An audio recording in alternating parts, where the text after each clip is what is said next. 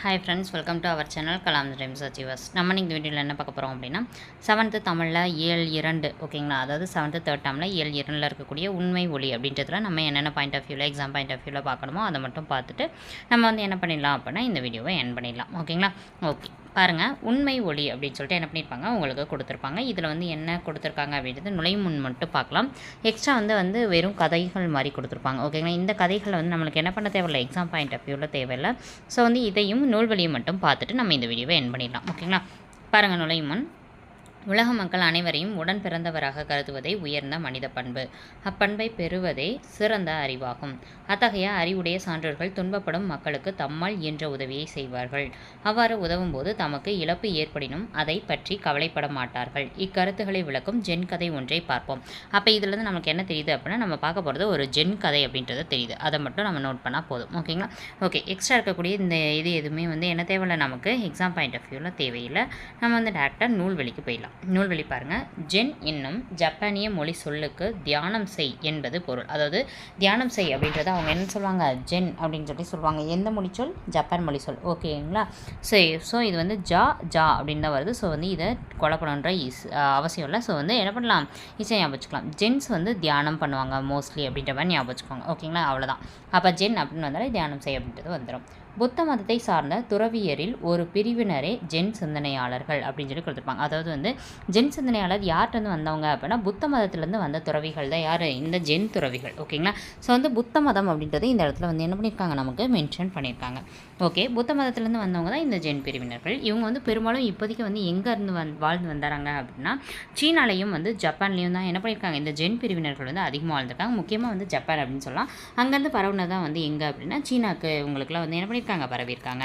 அவர்கள் தமது சிந்தனைகளை சிறு நிகழ்ச்சிகள், எளிய கதைகள் ஆகியவற்றின் மூலமாக என்ன பண்ணியிருக்காங்க, அவங்க வந்து இந்த உலகத்துக்கு வந்து அவங்களுடைய கதைகளையோ இல்லை அவங்க வாழ்ந்து வந்த முறைகளையோ இல்லை அவங்களுடைய போதனைகளையோ என்ன பண்ணியிருக்காங்க அப்படின்னா பரப்பியிருக்காங்க. ஓகேங்களா. இப்போ இதில் வந்து நம்ம என்ன தெரிஞ்சுக்கணும் அப்படின்னா, புத்தர் அப்படின்ற அந்த வார்த்தை வந்துருச்சு இல்லையா. ஸோ வந்து புத்தர்னு வந்துருச்சுன்னா புத்தரை பற்றி நமக்கு எக்ஸ்ட்ரா என்ன தெரிஞ்சுக்கணுமோ அது எல்லாமே தெரிஞ்சுக்கணும்.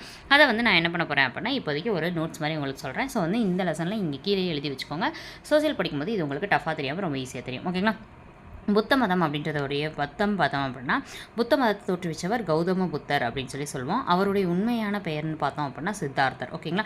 அவருடைய பெற்றோர்கள் பெயர் பார்த்தோம்னா சுத்தோதனார், மகாமயா அப்படின்னு சொல்லி சொல்லுவோம். ஓகேங்களா. மகாமாயா அப்படின்றது தான் அவங்களுடைய பெற்றோர்களுடைய பெயர். ஓகேங்களா.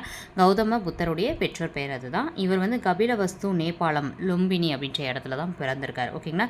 கௌதமி அப்படின்ற சித்தியினால் வளர்க்கப்பட்டவர் தான் இவர்.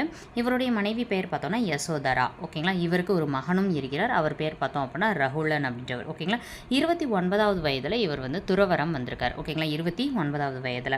அதுக்கடுத்து பார்த்தோம் அப்படின்னா அவர் வந்து அந்த துறவரம் வரலான்னு சொல்லிட்டு அவங்க அரண்மனை விட்டு கிளம்பும்போது அதுக்கு துணையாக வந்து அந்த தேரோட்டி ஒருத்தர் வந்திருப்பார். தேரோட்டிட்டு வந்திருப்பார். அவர் பெயர் சன்னர் அப்படின்னு சொல்லுவாங்க.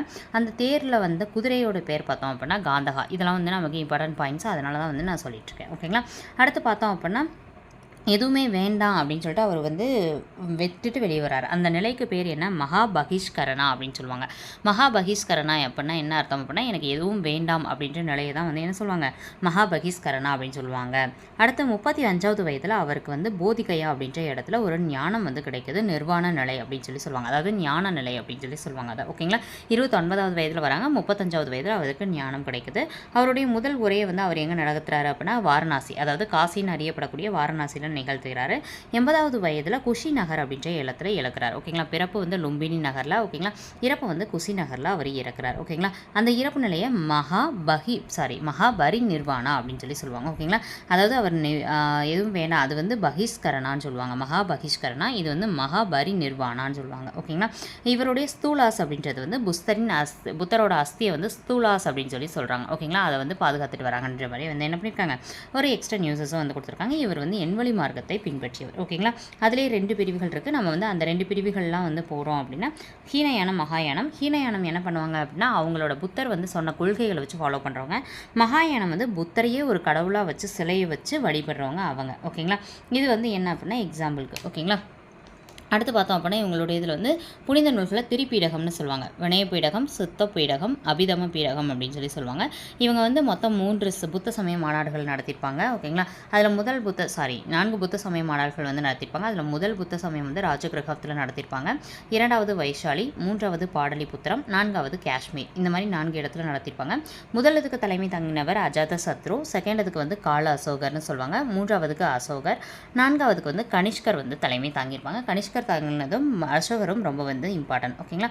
சான்றுகள் பார்த்தோம் அப்படின்னா அஜந்தா எல்லோரா ஓவியங்கள் சொல்லலாம், இல்லைனா காந்தார சிற்பங்கள் சொல்லலாம். ஓகேங்களா. இந்த புத்த சமயத்துக்கு வந்து பார்த்துக்கலாம். ஓகேங்களா. ஓகே, இவ்வளோ தான் வந்து புத்தர் பற்றி நீங்கள் வந்து தெரிஞ்சுக்க வேண்டியது எக்ஸ்ட்ரா. ஓகேங்களா. இவருடைய இது பார்த்தோம் அப்படின்னா 567 பிசின்னு சொல்லுவாங்க. 567. ஓகேங்களா. 567 பிசி காலம் தான் இவருடைய காலன்ற மாதிரி சொல்லுவாங்க. ஓகேங்களா.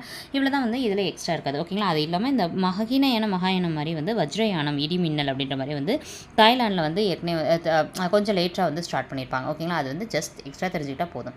இப்போ நான் சொன்ன பாயிண்ட்டில் இந்த இடத்துல வந்து என்ன பண்ணிடுங்க, எழுதி வச்சுருங்க. ஓகேங்களா. புத்தம் அப்படின்றத வந்து மார்க் பண்ணி இந்த இடத்துல எழுதி வச்சிட்டிங்கன்னா நீங்கள் வந்து சமணம் புத்தம்னு சொல்லிட்டு ஒரு லெசன் வந்து டோட்டலாக இருக்கும். அந்த லெசன் படிக்கும்போது டோட்டலாக ஒரு 20 பக்கம் கிட்ட இருக்கும்.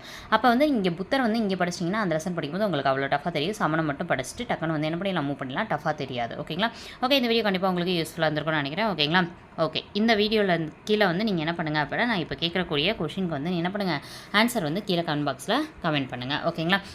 இப்போ நான் கேட்க போகிற கேள்வி என்ன அப்படின்னு பார்த்தோன்னா, முதல் கேள்வி வள்ளலார் இருப்பார்ல, நம்மளுடைய நாமக்கல் கவிஞர்னு சொல்லிட்டேன், ராமலிங்க அடிகளார். ஓகேங்களா. ராமலிங்க அடிகளார் என்று அழைக்கப்படக்கூடிய வள்ளலார் வந்து அவருடைய காலம் என்னன்னு சொல்லுங்கள். ஓகேங்களா.